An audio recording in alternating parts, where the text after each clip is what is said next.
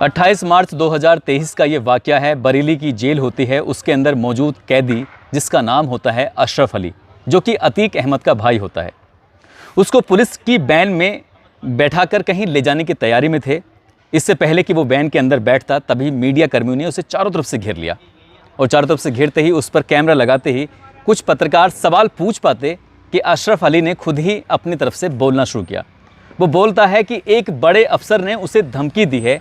वो कहता है कि 1-2 हफ्ते में तुम्हें इस जेल से बाहर निकाला जाएगा और बाहर निकालने के बाद फिर तुम्हें निपटा दिया जाएगा। जैसे ही ये बात कहता है, इससे पहले कि पत्रकार कुछ और पूछते, कुछ कहते, उससे पहले ही उसने एक और बात कही। उसने कहा कि मैंने बंद लिफाफे में एक पत्र लिखा है, उस पत्र में उस अफसर का नाम लिखा है और उस पत्र को मेरे मरने के बाद भेजा जाएगा चीफ जस्टिस ऑफ इंडिया के पास। वो पत्र भेजा जाएगा हाई कोर्ट के चीफ जस्टिस के पास। वो पत्र भेजा जाएगा उत्तर प्रदेश के मुख्यमंत्री योगी आदित्यनाथ के पास। जब मेरी हत्या हो जाएगी तो वो पत्र खोला जाएगा और उस पत्र के अंदर लिखा होगा उस अफसर का नाम। दरअसल अपने मरने से पहले ही उसने अतीक अहमद के भाई अशरफ ने घोषणा कर दी थी और जैसे ही ये घोषणा वाला वीडियो सोशल मीडिया पर वायरल होता है तो ये वायरल वीडियो में हर किसी की ज़ुबान पर एक नाम आता है कि वो अफसर है कौन, आखिर किसने अफसर को किसने अतीक को मारने की या निपटाने की धमकी दी थी। आज बात करेंगे उसी अफसर के बारे में। आदाब, नमस्कार, सत श्री अकाल। मैं उस्मान सैफ़ी। आज की जो सच्ची घटना मैं आपको सुनाने जा रहा हूँ, ये सच्ची घटना है उत्तर प्रदेश के प्रयागराज की, जिसको लोग इलाहाबाद के नाम से भी जानते हैं। दरअसल कहानी शुरू होती है 29 मई 2022 को। पंजाबी सिंगर होता है सिद्धू मूसेवाला। शायद ही संभवतः पूरी दुनिया में कोई ऐसा होगा जो इस सिंगर को नहीं जानता होगा, लेकिन गैंगस्टरों ने इस सिंगर को 1-2 नहीं लगभग 30 गोलियां मारी थी और 30 गोली मारकर उसे हमेशा हमेशा के लिए मौत की नींद सुला दिया। वक्त कुछ आगे बढ़ता है और जब वक्त आगे बढ़ रहा था तो 24 फरवरी 2023 को प्रयागराज के धूमनगंज में एक बीएसपी के विधायक रहे थे राजू पाल, जिनकी 2005 में हत्या कर दी गई थी और इसी हत्याकांड के प्रमुख गवाह होते हैं उमेश पाल। उमेश पाल जब अपने घर की तरफ आ रहे थे तभी 6-7 शूटर और अतीक अहमद का बेटा असद इनको घेर लेते हैं। कोई बम मार रहा था तो कोई गोली चला रहा था। इस तरह से उनकी हत्या कर देते हैं और हत्या के बाद ये मामला सोशल मीडिया पर बहुत तेज़ी के साथ सुर्खियों में आता है, वायरल होता है। इसके बाद फिर समय आगे बढ़ता है। आगे जब समय बढ़ता है 15 अप्रैल 2023 की बात है। प्रयागराज शहर होता है और 2 प्रमुख लोग होते हैं, एक अतीक अहमद और दूसरा उसका भाई होता है अशरफ। इनको मेडिकल परीक्षण के लिए एक हॉस्पिटल में लेके जाया जा रहा था। इससे पहले कि हॉस्पिटल में पहुंच पाते तुरंत ही 3 शूटर होते हैं और वो एक के बाद एक लगातार गोलियां चलाना शुरू कर देते हैं। जब लगातार गोलियां चल रही थी, गोली चलते ही अतीक अहमद और उसके भाई अशरफ का चैप्टर हमेशा हमेशा के लिए बंद हो जाता है, ख़त्म हो जाता है। इसमें 3 लोगों का नाम सामने आता है। 3 शूटर होते हैं जो हाथ खड़े करके कहते हैं कि हमें पकड़ लो, हम भागना नहीं चाहते, हमें पकड़ लो, हमें मारना मत। शायद मारने की बात उन्होंने नहीं कही थी, लेकिन उन्होंने कहा था कि हमें पकड़ लो, हम नहीं तो भाग जाएंगे। पहला नाम होता है लवलेश तिवारी, जो बांदा उत्तर प्रदेश का रहने वाला है। दूसरा नाम होता है मोहित उर्फ शनि पुराने, हमीरपुर उत्तर प्रदेश का रहने वाला होता है। और तीसरा नाम होता है अरुण कुमार मौर्य, सोरो कासगंज यूपी का रहने वाला होता है। आप सोच रहे होंगे कि मैंने सिद्धू मूसेवाला का नाम क्यों लिया। आप सोच रहे होंगे मैंने उमेश पाल का नाम क्यों लिया। उसके साथ जो पुलिस कांस्टेबल होते हैं संदीप निषाद और राघवेंद्र सिंह, इनका नाम क्यों लिया, क्योंकि इनकी हत्या हुई थी। मैंने नाम अशरफ और अतीक का क्यों लिया, इन सब नाम लेने की एक ही मुख्य वजह होती है, क्योंकि इन्हें जिस हथियार से मारा गया था, जिन पिस्टलों का प्रयोग किया गया था, वो पिस्टल कोई और नहीं थी, एक ही तरह की पिस्टल थी जो इन सभी हत्याकांडों में बारी बारी से इस्तेमाल की गई थी।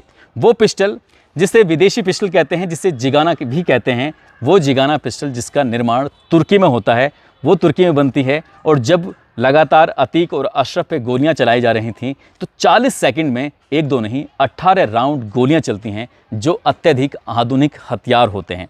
वो अत्यधिक आधुनिक हथियार इन तुर्की से आए, लेकिन भारत में ये हथियार पूरी तरह से बैन होते हैं। इन लड़कों के, इन शूटरों के पास कहाँ से आए? सिद्धू मूसेवाले को मारने वाले कौन लोग थे, वही हथियार का इस्तेमाल करते हैं। वही हथियार जो क्या उमेश पाल के हत्याकांड में इस्तेमाल किए गए थे, उनको सब जानते हैं। सोशल मीडिया पर वीडियो वायरल होता है। आपको शायद जानकर हैरानी भी होगी कि 15 अप्रैल 2023 को अतीक अहमद और अशरफ की निशानदेही के आधार पर कुछ हथियार बरामद हुए थे, कुछ गोलियां बरामद हुई थी। दरअसल एक पिस्टल होती है 45 बोर की जिगाना, जो कि तुर्की में निर्मित थी, तुर्की में बनी हुई थी।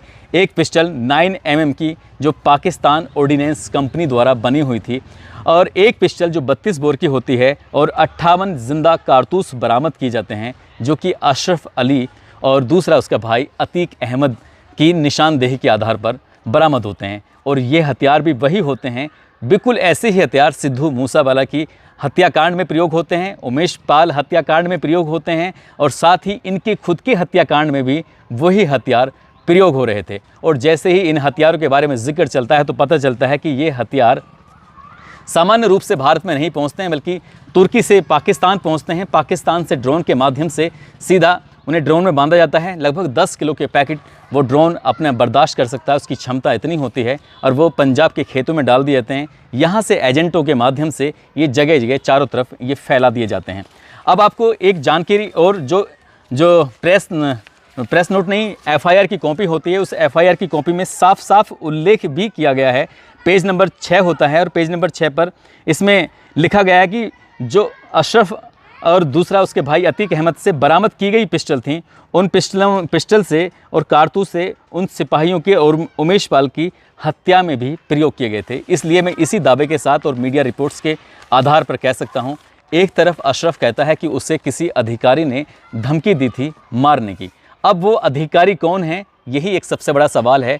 वो पत्र जेल में लिखा गया है तो वो क्या मुख्यमंत्री योगी आदित्यनाथ तक पहुंचेगा, या पहुंच गया है, या पहुंचने वाला है? इस पर भी कई तरह के सवाल हैं। क्या उसकी जिम्मेदारी अशरफ ने किसी और को दी थी, जेल के अंदर रहते हुए दी थी, या जेल से बाहर निकलने के बाद दी थी? ये भी अपने आप में एक संशय बना हुआ है। लेकिन अफसर के साथ साथ लोगों का ये भी कहना है, मीडिया रिपोर्ट्स का भी ये भी कहना है, और जांच करने वालों का ये भी कहना है, इसमें कहीं ना कहीं बाहुबली का भी हो सकता है कि हाथ हो। जो बाहुबली हो सकता है कि अतीक अहमद से जो परेशान हो, वो चाहते हों कि इसे निपटाना। हो सकता है कि विपक्ष ने भी ये गेम खेल दिया हो सकता है कि पक्ष का भी हाथ रहा हो। लेकिन इससे भी बड़ी हैरान करने वाली बात यह है कि जब जो हथियार तुर्की में बनते हैं, पाकिस्तान के रास्ते इंडिया पहुंचते हैं, और इंडिया जब आते हैं तो ये अंतर्राष्ट्रीय स्तर का मामला हो जाता है। और अंतर्राष्ट्रीय स्तर का मामला इसलिए भी बताया जाता है कि जिस दिन ये घटनाक्रम हुई थी, उससे एक दिन पहले ही 15 तारीख या 13 तारीख के आसपास का ये वाक़या है। मैं बताता चलूँ आपको कि खुद अतीक अहमद ने ये स्वीकार किया था कि उसके संबंध लश्कर तैयबा से हैं, उसके संबंध पाकिस्तान की ISI संस्था से हैं। यदि ऐसा भी हो सकता है कि एक ऑफिसर, बाहुबली, पक्ष विपक्ष, इनके अलावा ये सब हो ही ना, कहीं इसमें अंतर्राष्ट्रीय स्तर की भूमिका ना हो, और जो लड़के इसमें पकड़े गए हैं, चाहे वो लवलेश हो, चाहे वो अरुण कुमार हो, सनी हो, इन लड़कों के पास आर्थिक स्थिति बहुत ज़्यादा ख़राब थी। ये आर्थिक स्थिति से बहुत ज़्यादा कमज़ोर थे, घर की हालत बहुत माली थी। एक पिस्टल की कीमत 9 लाख या 15 लाख या 19 लाख, ये जैसा जिसका हिसाब किताब होता है, उसके हिसाब से ये पिस्टलें खरीदी जाती हैं, और इनसे इस हत्याकांड को अंजाम दिलवाया गया था।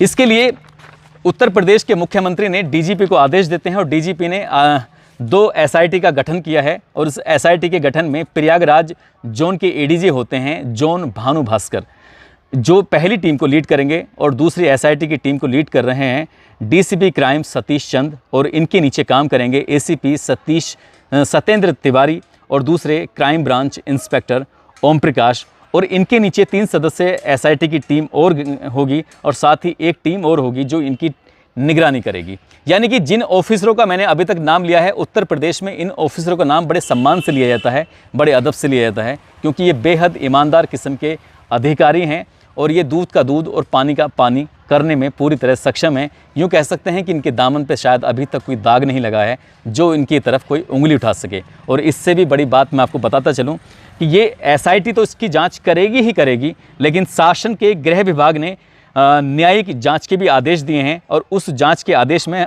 हाई कोर्ट के रिटायर्ड न्यायमूर्ति अरविंद कुमार त्रिपाठी द्वितीय जो अध्यक्ष के रूप में काम करेंगे, साथ ही DG के पद से retired IPS officer Suvesh Kumar Singh होंगे। इसके अलावा सेवानिवृत्त यानी कि रिटायर्ड जनपद न्यायाधीश ब्रजेश कुमार सोनी भी होंगे, जो कि इस मामले की जांच करेंगे अपने हिसाब से, जो न्यायिक जांच होगी। यानी कि इनका नाम भी बड़े अदब के और बड़े इज्जत के साथ लिया जाता है, क्योंकि ये भी बहुत ही ईमानदार किस्म के अधिकारी हैं, रिटायर्ड ऑफिसर हैं।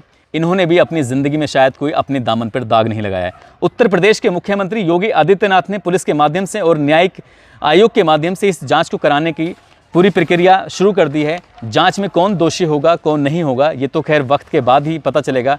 भविष्य के गर्भ में छिपाया हुआ है कि कौन है इसके पीछे। लेकिन एक बात जो मैं आपको बता देना चाहता हूँ, अभी पिछले दिनों समाजवादी पार्टी के मीडिया सेल ने एक पोस्ट जारी की थी। उसमें कुछ ऐसे माफियाओं के नाम लिखे थे जिस पर 81, किसी पर 101, किसी पर 34, किसी पर 37, किसी पर 46 मुकदमे दर्ज हैं, जो कुलदीप सेंगर हैं, ब्रजेश सिंह हैं, धनंजय सिंह हैं, राजा भैया हैं, डॉक्टर उदयभान सिंह हैं, अशोक चंदेल हैं, विनीत सिंह हैं।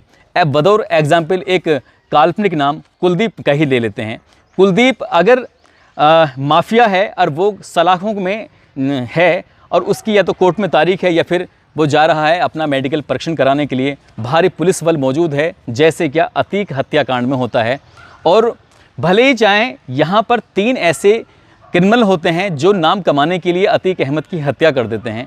सपोज़ दैट, मान के चलिए इस बार कोई ऐसा नाम कमाने की फेरहिस्त में ना हो, कोई विपक्ष या पक्ष का ना हो, कोई बाहुबली की तरफ से ना हो, कोई ऐसा ही हो जो बहुत बुरी तरह से सताया हुआ हो, क्योंकि वो समझ चुका है, वो जान चुका है कि ऐसा करने से वाहवाही मिलती है। सोशल मीडिया पर लगातार मैसेज बहुत तेज़ी के साथ वायरल हो रहे हैं। जो अतीक अहमद की हत्या करने वाले हैं, लोग उनकी खुलेआम तारीफ़ कर रहे हैं। शायद उन्हें कानून पर पूरी तरह से भरोसा नहीं है, शायद उन्हें लगता है कि यही सही प्रक्रिया है। यदि एक काल्पनिक नाम जो मैंने कुलदीप आपके सामने लिया है, कुलदीप से बदला लेने के लिए उसका ही सताया हुआ कोई आदमी पुलिस के घेरे में जाकर घुसकर उसे गोलियों से छल्ली कर दे, तो आप इस मामले को किस रूप में लेंगे? क्या ये सही होगा या गलत होगा? इस बात को आप कमेंट करके ज़रूर बताइएगा। दोस्तों, इस पूरे घटनाक्रम को सुनाने का उद्देश्य है किसी को परेशान करना नहीं है, किसी का दिल दुखाना नहीं है, बल्कि आपको जागरूक करना है, आपको सचेत करना है। आप जहाँ भी रहें अपना ख्याल रखें, सुरक्षित रहें। जय हिंद, जय भारत।